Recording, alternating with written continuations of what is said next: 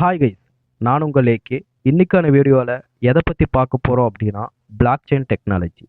So இந்த வீடியோவில் black chain technology அப்படின்னு ஏன் நம்ம சொல்கிறோம், அது எப்படி ப்ராசஸ் ஆகுது அப்படின்றத இந்த வீடியோவில் பார்ட் 1 பார்ட் 2 சொல்ல போகிறேன். வாங்க வீடியோக்குள்ளே போகலாம்.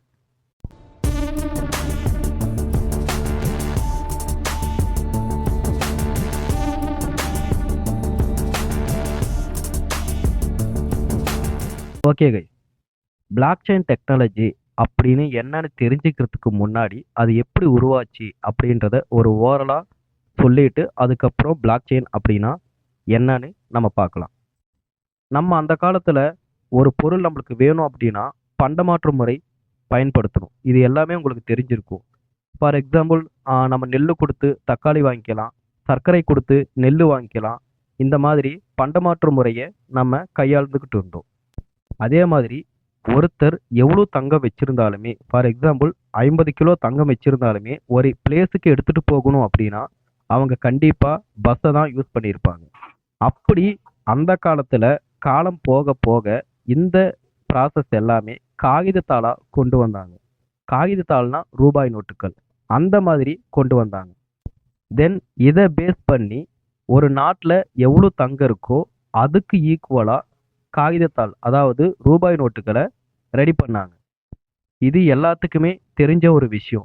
பட் இப்போலாம் நம்ம ஒருத்தருக்கு அமௌண்ட் சென்ட் பண்ணணும் அப்படின்னா பேங்க்கோட கட்டுப்பாட்டுக்குள்ள தான் அது பண்ண முடியும். ஃபார் எக்ஸாம்பிள், இப்போ நீங்கள் உங்களோட ஃப்ரெண்டுக்கு அமௌண்ட் சென்ட் பண்ணுறீங்க அப்படின்னா அதுக்கான ஃபீஸ், டிரான்சாக்ஷன் ஃபீஸ் பிடிப்பாங்க.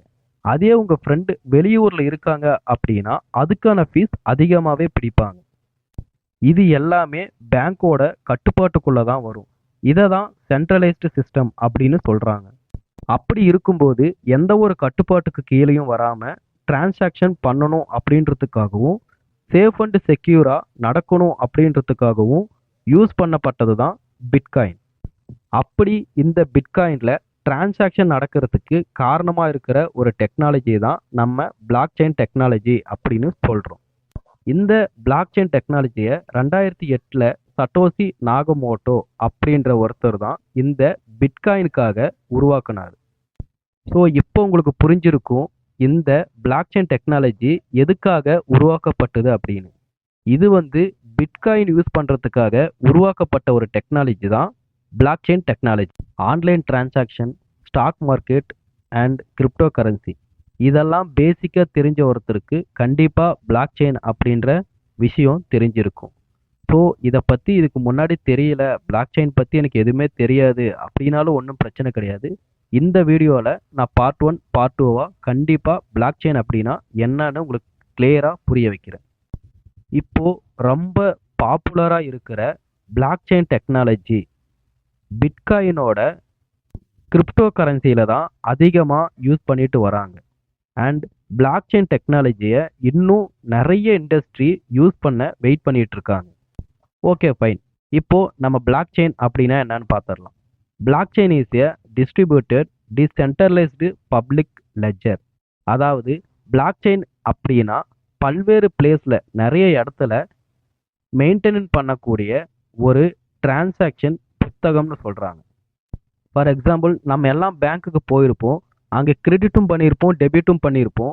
இப்படி நம்ம பண்ணுற எல்லா டிரான்சாக்ஷனோட ஹிஸ்ட்ரியுமே அந்த பேங்க்கோட பர்டிகுலர் சர்வரில் சேவ் ஆகிருக்கும். பட் பிளாக் செயின் டெக்னாலஜியில் ஒரு விஷயத்தை நிறைய இடத்துல ஸ்டோர் பண்ணி வச்சுக்க முடியும். பிளாக் செயின் டெக்னாலஜியில் ஒரு டிரான்சாக்ஷன் நடக்குது அப்படின்னா அதோட டீட்டெயிலை ஒரு பிளாக்காக சென்ட் பண்ணுவாங்க. அந்த பிளாக்கில் இருக்கிற இன்ஃபர்மேஷனை என்கிரிப்ட் பண்ணி ஒவ்வொரு பாக்ஸுக்கும் இண்டிவிஜுவலாக ஆஷ் நம்பர் கொடுத்து சென்ட் பண்ணுவாங்க. ஆஷ் நம்பர்னா ஐடென்டிஃபை நம்பர். இப்படி ஒவ்வொரு பாக்ஸும் இண்டிவிஜுவலாக அவங்களுக்கான டிரான்சாக்ஷன் ஐடியை வச்சிருப்பாங்க. அதாவது ரெண்டாவது பாக்ஸில் ஃபஸ்ட்டு பாக்ஸோட ரெஜிஸ்டர் நம்பர் ரெஜிஸ்டர் ஆகிருக்கும். இன்னும் புரியும்படியாக சொன்னோம்னா, ஒரு ரூமில் ஒரு 10 சிஸ்டம் இருக்குன்னு நினச்சிக்கோங்க.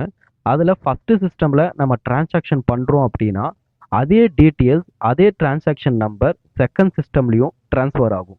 அதே மாதிரி தேர்ட் சிஸ்டம்லேயும் ட்ரான்ஸ்ஃபர் ஆகும்.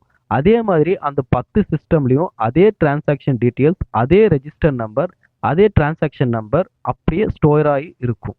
இப்படி எல்லா பிளாக்குமே ஒன்னோடு ஒன்னா செயின் மாதிரி ஜாயிண்ட் ஆயிருக்கிறதுனால தான் இதுக்கு பேரு பிளாக் செயின் டெக்னாலஜி அப்படின்னு சொல்றாங்க. இன்னும் புரியும்படி சொல்லணும் அப்படின்னா, உங்க ஃப்ரெண்டு கிட்ட நீங்க ஒரு 1000 ருபி கடன் கொடுக்குறீங்க. இத உங்க ஃப்ரெண்டு அவங்க நோட்ல வாங்கின மாதிரி எழுதி வச்சிருக்காங்க. உங்க நோட்ல நீங்க கொடுத்த மாதிரி எழுதி வச்சிருக்கீங்க.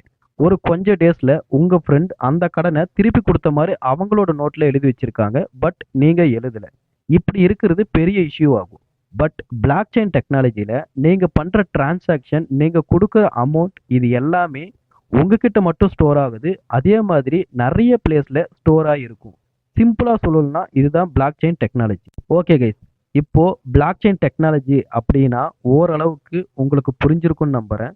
பார்ட் 2 வீடியோல பிட்காயின் டெக்னாலஜியில பிளாக் செயின் டெக்னாலஜி எப்படி யூஸ் பண்ணாங்க அப்படின்ற விஷயத்த அடுத்த வீடியோல பார்க்கலாம். டாடா, பாய் பாய், தேங்க்யூ.